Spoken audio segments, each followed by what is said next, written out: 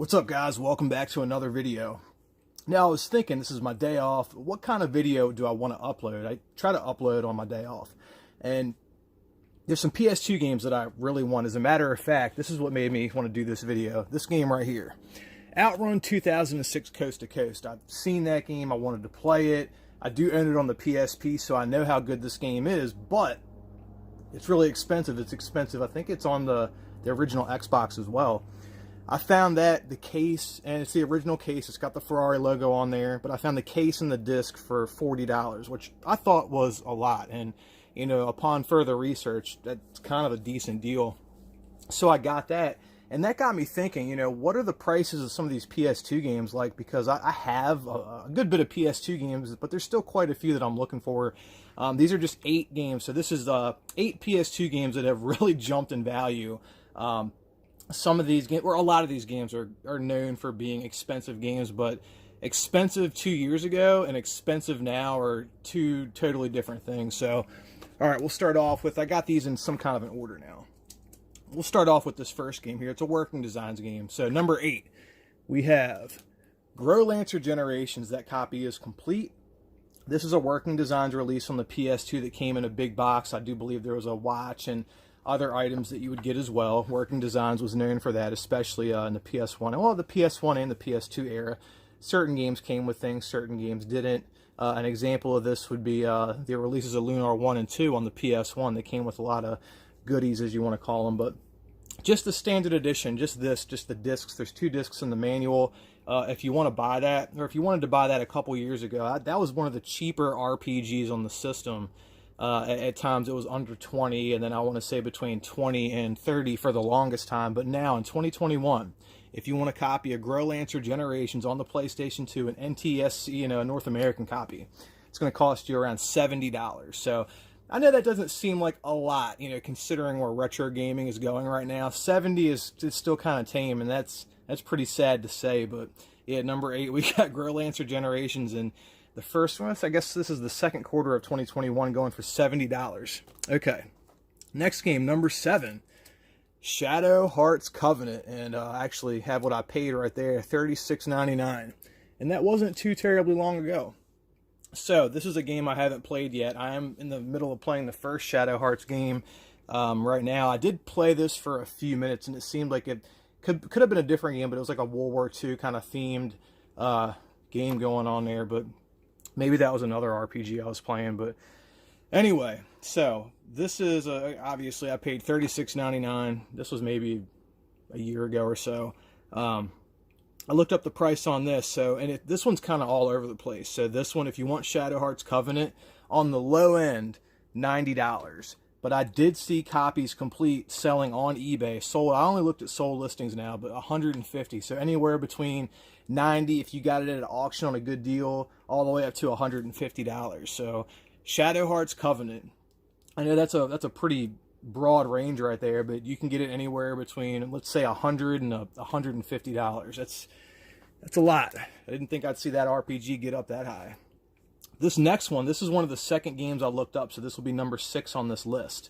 This is it's a good game too. I usually don't buy games like this, but anyway, Klonoa 2, Lunate's Veil. Awesome platformer. I love the way you grab your enemies and you can use them as a double jump. The mechanics on this game are sick. They've always been sick in the Klonoa games. The PS1 classic. The port on the Wii is good. This is good. There's a DS game, or not DS, GBA game that I have. There's like 2 of them, I think. I have the first one. I found it not that long ago. It's actually translates well into 2D too, old Klonoa. But if you want this copy, you want the PlayStation 2 copy, and here's what I paid. Wasn't that long ago either, $34.99, and this was a semi-common game. This game store had 2 copies when I bought that. The game store, the flea market that I go to, they had a copy at the time. They have a Japanese copy. If you have a Japanese PS2 right now for like $20, if anybody really needs that, and hell, I'd buy a Japanese copy. You can play this game in Japanese. But if you want Klonoa 2, North American version on the PS2 in 2021, it's going to cost you anywhere from $125 to $175 for old Klonoa 2. Whew. Old Klonoa's getting fancy price range on that one.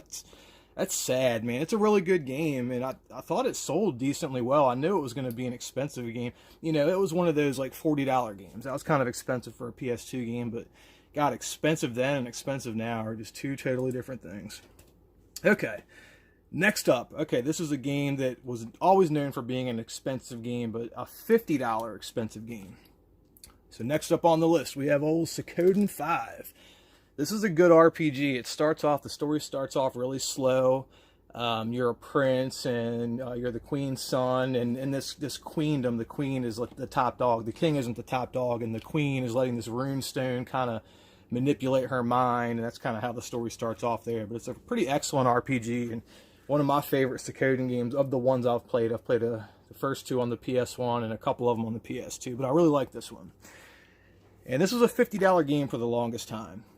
And I think it deserved its commanding price of $50. It's a pretty good RPG. But in 2021, if you want to copy a Suikoden 5, it's going to cost you anywhere from $150 to $200, complete in its box. I'm sure if you want a disc-only copy on any of these games, you can probably shave a few dollars off of that price. But $150 to $200 on Suikoden 5. God, it's expensive. I would have never paid that. I'll get a modded PS2, pay $200 for it, and burn my own games before I pay prices like that. All right, so last four. Okay. Next up, and I have other PS2 games. These are just like, we all have those games that like we put on our shelf that we can look at from time to time. These are just the ones that were sitting on my shelf that I could look at. Okay, next up on the list, we have Wild Arms Alter Code F. This was another game that was in the $50 to $60 price range for the longest time, for years. This is a remake of the first Suikoden game, Wild Arms game. Sorry guys, having just finished a half a cup of my morning coffee. Okay, Wild Arms Alter Code F. Okay. It was a $50 to $60 game for the longest time. But in 2021, if you want a complete copy, and there is a DVD, there's an anime DVD inside there as well. That copy is complete. I think when I bought this, actually, I think I paid the higher end of what it was worth at the time. I think I may have paid $70 or $75 for this game. And I think that was quite a lot. And this was a couple of years ago. I really wanted to play this remake of the Suikoden game, which is, it's okay. It's okay. But in 2021, if you want a copy, it's going to cost you anywhere between $160 to $180. Man, that mod is starting to sound better and better by the minute. But yeah, Wild Arms Alter Code F. God, $160 to $180. Okay. Next game, this is another game that kind of inspired this video. This is the game that I'm in the middle of playing right now because of work and other things in my life. It's harder to play these RPGs, these really long 20, 30, 40, 100-hour games, right? But here we go. Last three. Okay, Shadow Hearts. It's a good game, what I've played so far. I haven't finished this game, but what I can tell you about Shadow Hearts is, and this is good about this game, at least to me, it's very linear. There's puzzles in between, but it's got a visual novel style to it, although there is puzzles in between. I really like it because, if you can only play for an hour here, 2 hours there, you can still piece the story together and continue to move forward in the game. Whereas if you take a different RPG that's a little bit more complex, if you live a lifestyle where you can't dedicate chunks of your time to finish that RPG, you're going to get stuck. You're going to be like, where the hell am I at? I'm in this dungeon. I don't know what to get. I don't know what key to get. I don't seem to have that problem here with Shadow Hearts, and I think that's a very, very big strength of this game. It's a good RPG. I love the ring system. It's got that timing-based kind of mechanic in a sense that a little bit different than, but kind of similar to the first Valkyrie Profile game in kind of a weird way. But okay, Shadow Hearts. If you want a copy of Shadow Hearts in 2021, this is the original Shadow Hearts. There's three. I have the first two, and one of them was on this list. This is the second one on this list. $190. $190. Now, this copy here, I feel the need to point this out, okay? Who wouldn't if they had it? But I was at a convention, and I saw this promotional copy, not for resale. Now, I'll tell the story behind this game. I told this story several times during live streams. But I was with Linda. aka the Gamer Girl. I was with a couple other YouTubers, but specifically I remember Linda, Scarlet Sprites as well, that game collector. But Linda is a dear friend on YouTube. I'm not friends with many females. You know, I have a woman I've been with for several years, and I just don't hang with many women. But Linda's definitely somebody I met that you know, any kind of friendships that develop from that are definitely good and definitely benefit my life. So I meet people like that, and they kind of get in your circle. And she's definitely somebody that kind of got in my circle. We met up at a convention. We're walking around, and I had some cash on me. I'm buying games, and we were at this. All right, so this guy jumps out, and he's like, "I have these select games inside this tent here. If you guys want to check them out." I remember that happening, and we walked in this tent. And this dude had like all these good games, right? And I just saw that he had 3 copies of Shadow Hearts. And I'm like, oh, how much is Shadow Hearts? And he was like, 50. And I was like, yeah. And it was a $50 game at the time, right? I wanted to get Shadow Hearts at the time. It was 50. It was hard to find. I couldn't find a copy anywhere. It was the first time I'd ever even seen a copy at Too Many Games convention a few years ago. Anyway, so the dude had these 3 copies, and he laid them all out. He was like, which one do you want? And I'm like, I want that one. And I could, you know, it's glaring at me like a stop sign, right? I'm like, I want that one. He's like, yeah, I don't care. 50, you know, he's busy. There's like all these people in there. He's trying to keep track of them all. So I thought that was a really cool buy. Now, at the time, of course, I'm looking this up on my phone. I'm on eBay on my phone. At the time, I will say this, that $50 copy was, it was worth the same. Like, they both sold for the same price, and I didn't really understand that. So I was like, yeah, you know, I wanted that either way. I was always curious about that not for resale, because even though now they're harder to find online, and yes, people, they want a lot more money for them, of course. It wasn't until just recently I was live streaming, and Radical Reggie, of all people, jumps in the live stream, and I asked about this, and he said that if you pre-ordered the game, that's the copy you got. And that makes sense, because it actually has a manual. If it was just like a promotional copy for reviewers or whatever, I don't think it would have a manual and all the artwork and everything, artwork on the disc. So that makes sense to me. So I mean, the guy, I feel like he knows what he's talking about with, you know, obscure releases like Shadow Hearts. So that's the story there. You know, if you guys know better than that, you know, let me know in the comments. But that's the story that I heard about the promotional copy, the not for resale copy of Shadow Hearts. Okay, next 2 games, we're getting to some money games right here.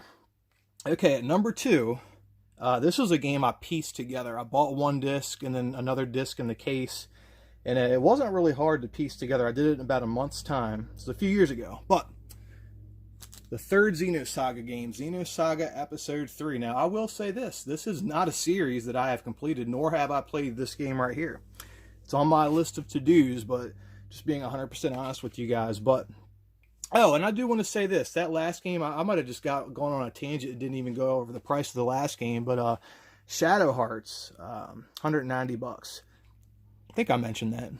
They're not for resale. You know, I've seen people try to tack on an additional 100, but you know, just get the cheapest one you can find. That's a game I'd buy disc only. But okay, so Xenosaga 3, haven't played it. I did play through about half of the first game. For whatever reason, the story didn't grip me. But I do know that this is made by the same people that did this game right here. This is like my favorite DS game, the Super Robot Taisen OG Saga Endless Frontier. Monolith Soft. They did you know, there's other Xeno games. Not all of them. I don't think they did Xeno Gears. I think that's what Squaresoft, Square Enix, wherever they went by at the time. But if this is the game you want, and you're looking for that 3rd game in the series, this one's going to cost you $200. So yeah, $200 for a complete copy of Xenosaga 3. There's that holographic cover one that I don't have. I do know someone that owns it, and that one's going to cost you obviously a couple hundred more. But last game that we have, Dot Hack Quarantine. Dot Hack, the original Dot Hack series. This is the 4th game in that series. This is another series I started to play but haven't completed it. I have completed the GU series, but just not the original series. This game right now, $400. $400 for Dot Hack Quarantine. That's okay. So Dot Hack Quarantine was for the longest time known as a $100 video game. As a matter of fact, when I got these games originally, I paid over $100 for all 4 of them complete, and that was a lot of money. And it was always known, well, I want to say for maybe a couple of years, that Dot Hack Quarantine was a $100 game, and you just had to pony up if you really wanted to play that game or get a modded PS2. But now with collecting and COVID, $400 for a complete copy of Dot Hack Quarantine, that is absolutely crazy. And I think this is actually a game that I have the strategy guide for. I think when I bought these, the guy had all his original strategy guides and gave me those as well.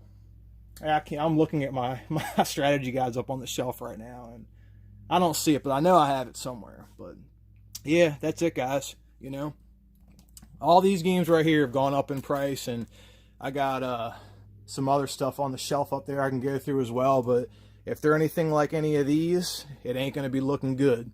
Anyways, guys, all I got to say is go through your PS2 games. If you're looking to sell, probably right now is the time. So anyways, guys, till next time.